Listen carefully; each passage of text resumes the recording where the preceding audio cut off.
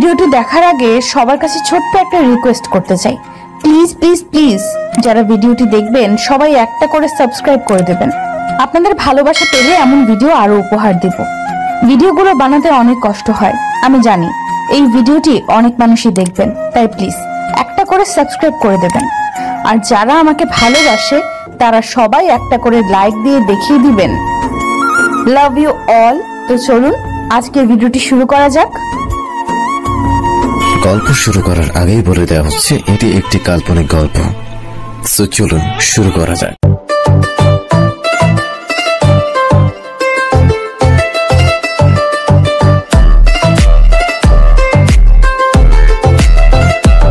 টুকটাক কথা বলছি আমরা দুজনে।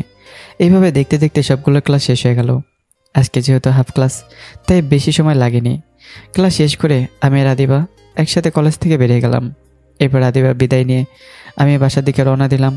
আজকের দিনটা অনেক ভালো কেটেছে আমার, তবে রাফির জন্য চিন্তা হচ্ছে। কোনো কিছু না বলে রাফি এভাবে কলেজ থেকে চলে গেল কেন? কোথায় গেল? বাসায় গেছে মনে হয়। তাই জোরে বাসার দিকে হাঁটতে লাগলাম। বাসায় এসে দিকে রাফি বাসায় আছে। আমি ওকে দেখে বুঝতে পারতেছি যে কিছু একটা নিয়েও চিন্তা করছে। তাই আমি বললাম, কিরে তুই আমাকে কিছু না বলে চলে এলি কেন? জানিস কত চিন্তায় ছিলাম। এমনি ভালো লাগছিল না। আমার দিকে তাকা, আমায় বল কি হয়েছে। তুই তো জানিস আব্বুর শরীরের অবস্থা বেশি ভালো ছিল না। তার উপরে আব্বুর খেতে কাজ করে। আম্মু ফোন দিয়েছিল তখন। কি বলেছে আন্টি? আব্বু কালকে দুপুরে হঠাৎ করে খুব অসুস্থ হয়ে পড়ে। আম্মু আমাকে আজকে বলেছে, কারণ আমি চিন্তা করবো তাই। এর আগে আমি কখনো রাফিকে কান্না করতে দেখিনি, আর আজকে সে কান্না করছে। আমি জানি রাফি ওর বাবা মাকে খুব ভালোবাসে, তাই আমি ওকে বলার মতো কোনো কিছু খুঁজে পাচ্ছিলাম না। তখনই পাশে খেয়াল করে দেখি রাফির ব্যাগ গোছানো। বাসায় যাবি? বাসায় যাবি, ভালো কথা। এত বড় ব্যাগ নেওয়ার কি আছে? কলেজ ব্যাগে করে কয়েকটা জামা কাপড় নিয়ে যা। আমি আর ফিরে আসবো না, তাই সব কিছু গুছিয়ে নিয়েছি। মানে কি বলতে চাচ্ছিস তুই? মানে আমি আর লেখাপড়া করব না, বাসায় গিয়ে আব্বুর সাথে কাজ করব। আব্বুকে আর আমি কাজ করতে দেব না। লেখাপড়া করবি না মানে? তুই হাসতেছিস কেন? আমাদের পড়াশোনা শেষ করতে এখনো কয় বছর বাকি বলতো? 4 বছর মনে হয়। তাহলে 4 বছর পরে বাড়িতে গিয়ে আমি হয়তো আমার আব্বুকে আর দেখতে পাবো না। এরকম কিছুই হবে না। আর পড়াশোনা শেষ হওয়ার পরেই যে চাকরি হয়ে যাবে এমন কোনো কথা নেই। তাই আমি চাচ্ছি না যে আব্বুর টাকাগুলো এভাবে নষ্ট হোক। রাফি কেঁদেই দিল। মনে কর তুই একটা চাকরি পেয়ে গেলি, তাহলে কি করবি? বন্ধু শোন, আমি জানি সেটা সম্ভব নয়, তারপরও বলি। আমি একটা চাকরি পেলে প্রথমে বাড়িতে যাব। যাওয়ার পথে আমার আব্বু আম্মু এবং আমার পিচ্চি বোনটার জন্য অনেক কেনাকাটা করব। এরপর গ্রাম ছেড়ে সকলকে নিয়ে শহরে চলে আসব। আমি চাই না আমার বোনও আমার মতো কষ্ট পাক, তাই ওকে ভালো স্কুলে ভর্তি করিয়ে দিব। ব্যাস এটুকুই। বন্ধু, মনে কর তোর স্বপ্ন পূরণ হয়ে গেছে। মানে তুই এর সময়ও মজা করছিস? আমি রাফিকে কিছু না বলেই আমার পড়ার টেবিলে চলে গেলাম। সেখান থেকে ড্রয়ার থেকে একটা চিঠি বের করে রাফিকে দিলাম। এটা কি? তোর চাকরি জয়নিং লেটার। মানে? তুই আগে এটা খুলে দেখ। এরপর রাফি কিছু না বলে চিঠিটা পড়তে লাগলো। কিছু সময় পরেই, এটা তো সিলেটের সবচেয়ে বড় কোম্পানি এবি গ্রুপের জয়নিং লেটার। এটা তুই পেলি কোথায়? এই বাসার মালিকের মতো সিলেটেও আমার এক পরিচিত আঙ্কেল ছিল। তিনি দিয়েছিলেন 1 বছর আগে, কিন্তু আমি যাইনি। যাসনি তো কি হয়েছে, এখন যাবি? না রাফি, আমি এখানে ভালো আছি। একইভাবে আমি লেখাপড়া শেষ করে এরকম একটা চাকরি ঠিকই খুঁজে নেব। না বন্ধু, এটাতে আমার কোনো অধিকার নেই। তুই যা, আমি ঠিকই ম্যানেজ করে নেব। তোকে কি এখন চড় দিতে হবে? আমার ভাই আর আমি দুজনের মধ্যে একজন গেলেই হলো। আর আমি এই মুহূর্তে ঢাকা থেকে কোথাও যেতে চাচ্ছি না। আর তোর যে চাকরিটা খুবই প্রয়োজন। আমাকে আর কিছু না বলতে দিয়ে রাফি খুব জোরে আমাকে বুকের সাথে জড়িয়ে ধরলো আর কেঁদে কেঁদে বলল, জানি না জীবনে কি ভালো কাজ করেছিলাম, যার জন্য তোর মতো একটা ভাই পেয়েছিলাম। এই হয়েছে, আর ইমোশনাল হতে হবে না। অবশেষে তোর চাকরি তো হয়ে গেল, এখন ট্রিট দিবি চল। তুই একটুও পাল্টাবি না, সিরিয়াস মুহূর্তেও। হ্যাঁ, চোখ মুখে পানি দেয়, একদম মেয়ে মানুষের মতো কেঁদে ভাসিয়ে দিয়েছিস তুই। এরপর দুজনে ফ্রেশ হয়ে বাইরে বের হলাম। সময় তখন বিকেল 3টা হবে বোধহয়। এরপর আমি রাফি ছোটোখাটো একটা রেস্টুরেন্টে ঢুকে দুপুরের খাবার খেয়ে নিলাম। যেহেতু আজকে রাফির সাথে আমার শেষ দিন, মানে আমি চাচ্ছি যে আজকে রাতেই রাফিকে সিলেটে পাঠিয়ে দেব। যেহেতু আঙ্কেলের শরীর খারাপ, তাই যত তাড়াতাড়ি রাফি অফিসে জয়েন করবে তত আঙ্কেলের জন্য ভালো হবে। রাফি চল, বাস স্ট্যান্ডে গিয়ে তোর জন্য টিকিট কেটে আসি। আজকে থাক, কালকে কাটলে হবে না। না, কালকে না, এখন কেটে রাতের মধ্যেই তুই সিলেটে যাবি এবং কাল সকাল অফিসে জয়েন করবি। কি বলিস, এত তাড়াতাড়ি? হ্যাঁ। কিন্তু রাতে আমি গিয়ে থাকবো কোথায়? তার চেয়ে বরং কাল সকালে যাই, একটা কোনো ব্যবস্থা করা যাবে। সেটা নিয়ে তোকে চিন্তা করতে হবে না, আমি সব ব্যবস্থা করে দেব। তুই কিভাবে এত কিছু ব্যবস্থা করবি? তুই আমাকে বিশ্বাস করিস না? আমি সেটা বলি নাই। ওকে, তাহলে চল। এরপর আমি আর রাফি বাস স্ট্যান্ডে গিয়ে একটা টিকিট কেটে নিলাম, কিন্তু রাফির দিকে চেয়ে দেখি ওর মুখটা কালো। কিরে, মুখ কালো করে রেখেছিস কেন? যেতে ইচ্ছে করতেছে না। তোর সাথে দীর্ঘ 4 বছরের পরিচয়, একসাথে থাকা, খাওয়া, আনন্দ মজা করা, একসাথে বই পড়া, কিভাবে ভুলবো এইগুলো? আর সবচেয়ে বড় কথা, তোকে আমি কিভাবে একা ফেলে চলে যাই? তোকে দেখে রাখবে কে? না না, আমি তোকেও আমার সাথে নিয়ে যাব, ওখানে একটা কলেজে ভর্তি করিয়ে দিব তোকে। আরে পাগল, তোকে আমাকে এনে তো চিন্তা করতে হবে না, আমি ঠিকই মানিয়ে নেব, আমার অভ্যাস আছে। না, আমি যাব না। তোকে কিন্তু আবার মারবো। ভাই, কেন জানি খুব কষ্ট হচ্ছে। আরে পাগল, আমি ভালো থাকবো, তোকে চিন্তা করতে হবে না। আজকে যেহেতু এটা আমাদের শেষ বিকাল, তাই চল, তোকে আজকে আমি চা খাওয়াবো। ওকে, চল। এরপর আমি আর রাফি দুজনে মিলে চা খাওয়ার পর অনেক গল্প করলাম। মোবাইলের দিকে তাকিয়ে দেখি সন্ধ্যা হয়ে গেছে প্রায়, তাই রাফিকে নিয়ে বাসায় চলে এলাম। রাফিকে ফ্রেশ হতে পাঠিয়ে দিয়ে আমি রাফির দরকারি সব কিছু গুছিয়ে ফেললাম। কিরে, সব গোছানো শেষ? মনে হয়।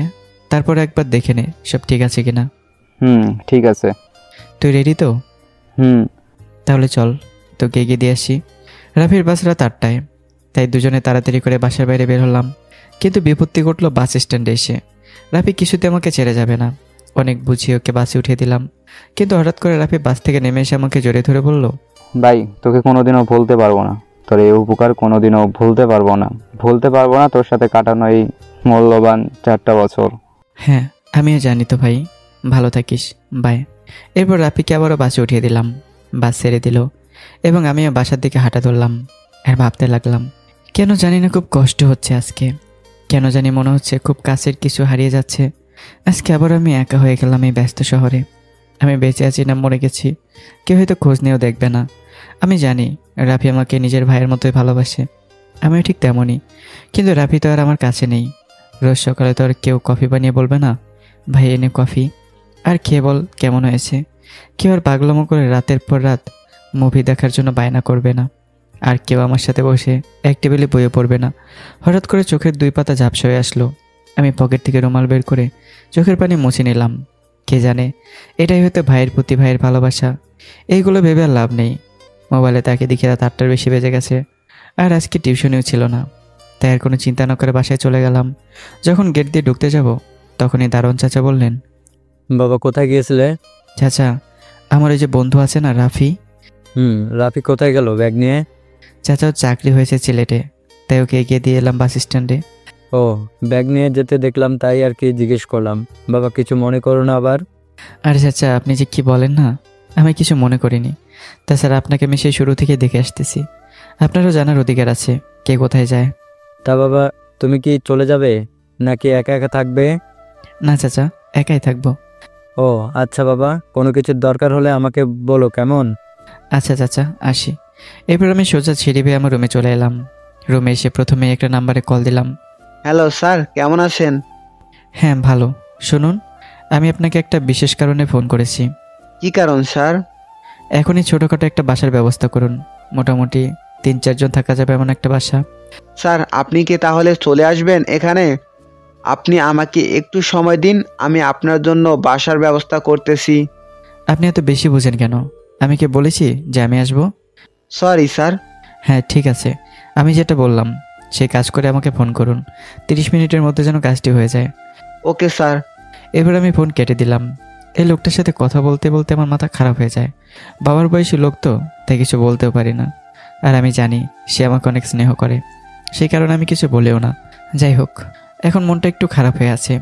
সবচেয়ে প্রিয় বন্ধুটা আজকে আমাকে রেখে একা চলে গেল, তাতে তো কষ্ট হবারই কথা। জানি না কী করলে মনটা ভালো হয়ে যাবে। ঠিক তখনই ভাবলাম ছাদে গেলে মনটা ভালো হতে পারে, তাই সিঁড়ি বেয়ে ছাদে চলে গেলাম। আমি আমার মনে হেঁটে ছাদে যাচ্ছিলাম, তখন আঙ্কেলের সাথে দেখা, মানে বাসার মালিক। আঙ্কেলকে দেখলে আমার কেমন জানি ভয় ভয় লাগে, চোখ মুখে কেমন একটা গম্ভীর ভাব। তাই আমি যতটা পারি এড়িয়ে চলি তাকে। এখন আর কোনো উপায় নেই, তাই বাধ্য হয়ে কথা বললাম। আসসালামু আলাইকুম আঙ্কেল, কেমন আছেন? ওয়ালাইকুম আসসালাম। ভালো আছি, তুমি কেমন আছো? আলহামদুলিল্লাহ ভালো। তা তোমার পড়াশোনা কেমন চলছে? জি আঙ্কেল, মোটামুটি ভালো। এই অসময়ে আবার উপরের দিকে কোথায় যাচ্ছ? আসলে আঙ্কেল মনটা ভালো নেই, তাই ভাবলাম ছাদ থেকে একটু ঘুরে আসি। ও আচ্ছা, যাবে ভালো কথা, কিন্তু বেশি সময় থেকো না। জানোই তো আমি ছাদে কাউকে যেতে দিই না, আর তোমাকে কেউ দেখলে সেও যেতে চাইবে। জি আঙ্কেল, বুঝতে পেরেছি, বেশি সময় থাকবো না। এই জন্যই আমি তোমাকে পছন্দ করি। আঙ্কেলের কথা একটু লজ্জা পেলাম, তাই চুপ করে রইলাম। আচ্ছা, আমি আসি তাহলে, তুমি যাও। হ্যাঁ। জি আঙ্কেল। এরপর আমি হাঁপ ছেড়ে বাঁচলাম, দেহে কেমন জানি প্রাণ ফিরে এলো। তাই দেরি না করে উপরের দিকে যেতে লাগলাম। এই বাসায় যদিও লিফটের ব্যবস্থা আছে, কিন্তু আমি সবসময় সিঁড়ি বেয়ে উপরে যাই। কেন জানি একটু কষ্ট হলেও ভালো লাগে সিঁড়ি বেয়ে হাঁটতে। ছাদের এক কোণে ছোট একটা দোলনা আছে, আমি আর আফি মাঝে মধ্যে এখানে এসে বসতাম। এখানে বোধহয় কেউ বসে না, কারণ দোলনায় কিছুটা ময়লা জমে আছে। আমি ময়লা পরিষ্কার করে বসে পড়লাম। দক্ষিণ দিক দিয়ে হালকা হালকা বাতাস আসতেছে, আমি চোখ বুজে সেটাকে অনুভব করতে লাগলাম। এই সময় রাফি থাকলেও অবশ্যই এক কাপ কফি নিয়ে হাজির হতো। নিজের অজান্তে মুখে একটা হাসি চলে এলো। বসে আছি কোলাহল মুক্ত ছাদে, নেই কোনো শব্দ, নেই কোনো জনমানুষ, অসাধারণ একটা পরিবেশ। আর আমার মন পৃথিবীর সকল কিছু নিয়ে ভাবতেছে। তখনই ফোনে একটা কল আসলো। ফোনের দিকে তাকিয়ে দিকে অপরিচিত নাম্বার।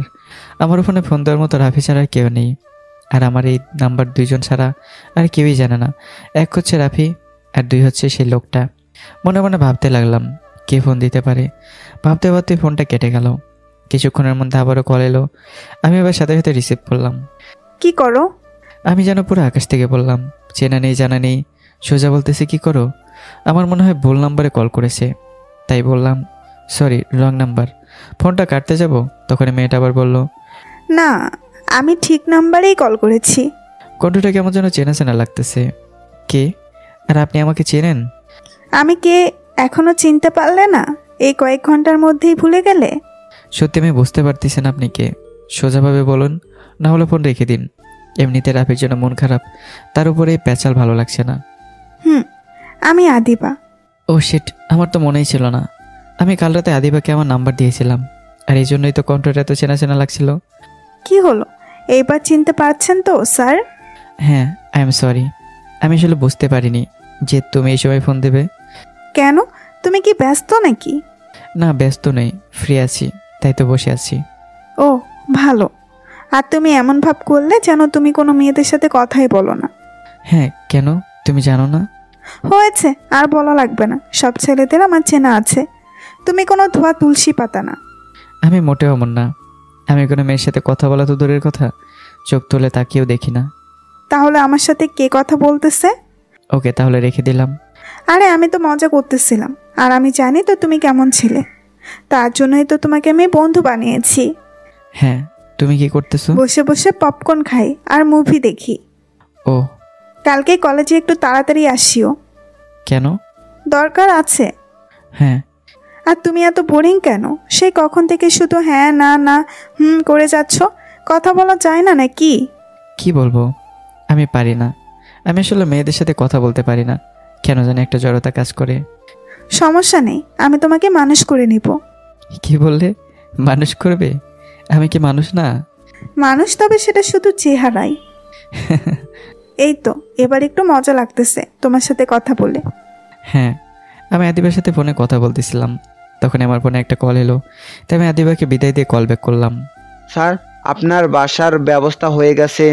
2 তলা বাড়ি, 5টা রুম, রাস্তার পাশে বাড়ি, তার পাশে দেয়াল দেওয়া। আর থাক, আর বলতে হবে না, আমার বোঝা হয়ে গেছে। ঠিক আছে স্যার। বাসার ঠিকানা আমাকে মেসেজ করে পাঠিয়ে দিন। আর সবচেয়ে জরুরি কথা। কি কথা স্যার, বলুন। কাল সকালে এবির মেন অফিসে একটা ছেলে যাবে চাকরির লেটার নিয়ে।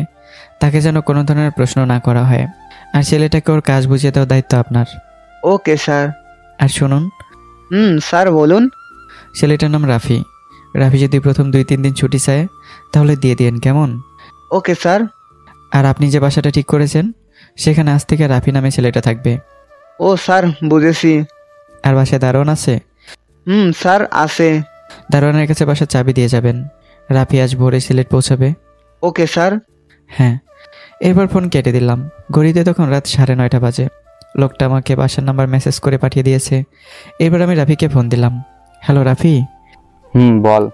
আমি তোকে একটা বাসার ঠিকানা পাঠাচ্ছি, তুই সোজা সেখানে চলে যাবি। ওকে, সেইখানে থাকতে হবে নাকি? হ্যাঁ, আর বাসায় কেউ থাকে না বুঝলি। তুই সেখানে গিয়ে দারোয়ানের কাছ থেকে চাবি নিয়ে ভেতরে যাবি। আর পরশুদিন গ্রামের বাসায় গিয়ে আঙ্কেল আন্টি আর চুটকি গিয়ে ছেলেটি তোর কাছে নিয়ে আসবি। সবই বুঝলাম, কিন্তু বাসা ভাড়া? তোকে চিন্তা করতে হবে না, তুই আস্তে আস্তে সব কিছু বুঝে যাবি। কিন্তু তুই আমাকে বিশ্বাস করিস না? করি বললেই তো সিলেট যাচ্ছি। ওকে, তাহলে পৌঁছে ফোন করিস। আচ্ছা। এরপর ফোন রেখে আমি নিচে চলে এলাম, মানে আমার ছোট রুমে। আজকে ক্ষুধা লাগতেছে না, তাই রাতের জন্য রান্না করলাম না।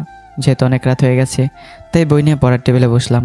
বই পড়তেছি, তখনই মোবাইল একটা মেসেজ আসলো। পড়ার সময় আমি মোবাইল ফোন সাইলেন্ট করে রাখি, কিন্তু আজকে সাইলেন্ট করতে মনেই ছিল না। যেহেতু মেসেজ এসেছে, তাই বই বন্ধ করে মোবাইলে হাত দিলাম। মোবাইলের দিকে তাকিয়ে দেখি রাত 1টা বেজে গেছে। বই পড়তে পড়তে কখন যে এত রাত হয়েছে খেয়ালই করিনি। আর মেসেজ করেছে আদিবা। আমি সাথে সাথে রিপ্লাই দিলাম। এরপর কিছু সময় কথা বলে ঘুমিয়ে গেলাম। আর আমি ঘুমিয়ে আছি, তখনই হঠাৎ করে মোবাইলটা বেজে উঠলো। ঘুম ঘুম চোখে মোবাইলের দিকে তাকালাম। ভোর 5টা বাজে তখন। রাফি ফোন দিয়েছে, তাই আমি সাথে সাথে ফোনটা রিসিভ করলাম। শ্রাবণ, আমি ঠিকভাবে পৌঁছে গেছি, তোর চিন্তা করার দরকার নেই। হ্যাঁ। ওকে, ফোন রাখ তাহলে। সারা রাত ঠিকভাবে ঘুম হয়নি, এখন একটু ঘুমিয়ে নি। আচ্ছা, তুই বিশ্রাম নে তাহলে। এরপর ফোন কেটে দিলাম। এখন আর ঘুম আসবে না আমি জানি, তাই বিছানা থেকে উঠে ফ্রেশ হয়ে আসলাম। সকালবেলা বই পড়লে ভালো মনে থাকে, তাই কিছু সময় বই নিয়ে পড়লাম। এরপর সকালের জন্য কিছু হালকা খাবার রান্না করে নিলাম। সকালের খাবার খেয়ে বেরিয়ে গেলাম কলেজের উদ্দেশ্যে, কারণ আজকে আদিব একটু আগে আমাকে কলেজে যেতে বলেছে। তাই আমি একটু আগে কলেজের উদ্দেশ্যে রওনা দিলাম। রাস্তা দিয়ে একা একা হেঁটে যাচ্ছি, পাশ দিয়ে অনেক রকমের গাড়ি যাচ্ছে। আমি সেগুলো দেখতেছি আর হেঁটে যাচ্ছি। কলেজের সামনে এসে দেখি কলেজে তেমন কোনো লোকজন নেই, তাই আমি কলেজের পূর্ব পাশে একটা বেঞ্চে গিয়ে বসলাম। আনুমানিক 15 মিনিট পর আদিব আমার সামনে এলো। সে কখন থেকে বসে আছি তুমি জানো? সরি, আসলে রাস্তায় অনেক জ্যাম ছিল তো, তাই একটু লেট হয়ে গেল। It's okay. এবার বলো, তাড়াতাড়ি আসতে বললে কেন? আজকে ক্লাস করব না। মানে ক্লাস করবো না মানে কি? আজকে ক্লাস করব না। আজকে তুমি আর আমি সারাদিন ঘুরে বেড়াবো। সেসব তো ঠিক আছে, কিন্তু তাই বলে ক্লাস মিস দেবো? একদিন ক্লাস মিস দিলে কিচ্ছু হবে না। আদিবার অনেক জোরাজোরির পর রাজি হলাম। আমি আর আদিবা বসে বসে গল্প করতেছিলাম। তখনই আমাদের সামনে আফি আর মাহমুদা এলো। হ্যাঁ, এরা সেই দুজন যে আমাকে সেদিন শুধু অপমানই করেছিল। আমি শুধু চুপ করে আছি, কারণ আমি জানি এরা এখন আমাকে নিয়ে আদিবার কাছে উল্টাপাল্টা কিছু বলবে। কিন্তু এরা দুজনই আমাকে চমকে দিয়ে আফিয়া বলতে শুরু করলো, আই এম সরি শ্রাবণ। মানে? সেদিন তুমি আমাকে ধাক্কা না দিলে হয়তো অনেক বড় বিপদ হতে পারত। ও কোথায় সেদিন আমার তোমাকে ধন্যবাদ দেওয়ার কথা ছিল, সেখানে আমি আরো উল্টে তোমাকে অপমান করেছিলাম। আমাকে মাফ করে দাও শ্রাবণ। হ্যাঁ ঠিক আছে। সত্যি মাফ করে দিয়েছে তো? আসলে তখন আমি আম্মুর সাথে ফোনে কথা বলতেছিলাম, আর হঠাৎ করে সবকিছু হয়ে গেল, তাই তোমাকে অমনভাবে বলেছিলাম। I am sorry. হ্যাঁ, তোমাকে আমি অনেক আগে মাফ করে দিয়েছি, কিন্তু একটা জিনিস বুঝতে পারছি না। কি বুঝতে পারতেছো না? তোমাদের এইসব বললো কে, যে আমি আফিয়াকে গাড়ি থেকে বাঁচানোর জন্য ধাক্কা দিয়েছিলাম? ওহ, আদিবা এসে আমাদের সবকিছু খুলে বলেছে। এখন আমরা যাই, ক্লাস আছে। এরপর আফিয়া আর মাহমুদা চলে গেল। আমি অবাক হয়ে আদিবার দিকে তাকালাম। তুমি এসব জানলে কি করে? আমি সেই দিন প্রথম কলেজে আসি, আর যখন গেট দিয়ে ঢুকতে যাব তখনই দেখি একটা মেয়ে রাস্তার মাঝখানে চলে গেছে ফোনে কথা বলতে বলতে। আর তখন প্রচণ্ড বেগে একটা গাড়ি তার দিকে আসতেছিল। আমি ভেবেছিলাম মেয়েটিকে গিয়ে সরিয়ে আনবো, কিন্তু আমি অনেক দূরে ছিলাম। আর মেয়েটিকে যে আমি ডাক দেবো সেটাও করতে পারতেছিলাম না, কারণ আমি তার নাম জানি না। আর ঠিক তখনই একটা ছেলে এসে তাকে সরিয়ে দেয়। আমি দেখে খুব খুশি হলাম, ভেবেছিলাম ছেলেটাকে গিয়ে আমি ধন্যবাদ দিব, কিন্তু দেখি মেয়েটা উল্টো তাকে বেশি কথা বলে দিল। আমার খুব রাগ হলো, তাই আমি তাকে গিয়ে সব খুলে বলি। আর সেই ছেলেটাকে আমি? সেইটা কি আর বলতে? ও, এইবার বুঝলাম। এরপর আমি আর আদিবা কলেজ থেকে বেরিয়ে একটা রিক্সা উঠলাম, যদি আমার কোনো ইচ্ছে ছিল না। তারপরও আদিবা জোর করেই উঠতে বাধ্য করলো। এর আগে আমি কখনো রিক্সায় মেয়েদের সাথে বসিনি, তাই আমার কেমন যেন একটু নার্ভাস ফিল হচ্ছিল। তবু আমি স্বাভাবিকভাবে বসে থাকার চেষ্টা করলাম। কিছু সময় পর রিক্সা একটা নদীর পাড়ে এসে থামলো। আমি রিক্সা ভাড়া দিতে গেছিলাম, কিন্তু আদিবা দিতে দিল না। চলো নদীর পাড়ে গিয়ে বসি। হ্যাঁ চলো। এরপর আমি আর আদিবা নদীর পাড়ে একটা বেঞ্চে বসলাম। আমি চুপ করে আছি, নদীর বাতাসের ঢেউ উপভোগ করতেছিলাম। নীরবতার পর্দা ভেঙে আদিবা বলল, তুমি 2 মিনিট বসে থাকো, আমি আসতেছি। হ্যাঁ, কিন্তু তুমি আবার কোথায় যাও? যাবো আর আসবো। এ বলে আদিবা চলে গেল। আমি বসে চারদিকে দেখতে লাগলাম। চারপাশে অনেকগুলো বেঞ্চ আছে, আর সবগুলো বেঞ্চে মানুষ বসে আছে। আসলে মানুষ বললে ভুল হবে, এখানে চারদিকে গার্লফ্রেন্ড বয়ফ্রেন্ড বসে আছে, দেখেই বোঝা যাচ্ছে। আমি তো জানতামই না যে আমাদের শহরের পাশে এমন একটা সুন্দর জায়গা আছে। জানলেও আগে এখানে আসতাম। বসে বসে এগুলো ভাবতেছিলাম, ঠিক তখনই এই নাও বাদাম খাও। ও এই ব্যাপার, তুমি বাদাম আনতে গিয়েছিলে? এই জায়গায় বসে বাদাম খাওয়া আর গল্প করতে আমার খুব ভালো লাগে। হ্যাঁ, কিন্তু তুমি আমাকে বলতে পারতে, আমি এনে দিতাম। এমনিই বলি নাই। হ্যাঁ আমাকে। থাক, এই বিষয় বাদ দাও। ওকে, বাদ দিলাম। এইবার বলো তো, তোমার আব্বু আম্মু মারা যাওয়ার পরে তুমি কিভাবে ঢাকা এলে? মানে তোমার জীবনের পুরো গল্পটা আমি শুনতে চাই। আচ্ছা থাক, তুমি কষ্ট পেলে বলা লাগবে না। সরি। হ্যালো বন্ধুরা, যারা সিজন 1 দেখেননি, ডিসক্রিপশন বক্সে লিঙ্ক দেওয়া থাকবে, অবশ্যই আপনারা সিজন 1 দেখে নেবেন। ধন্যবাদ।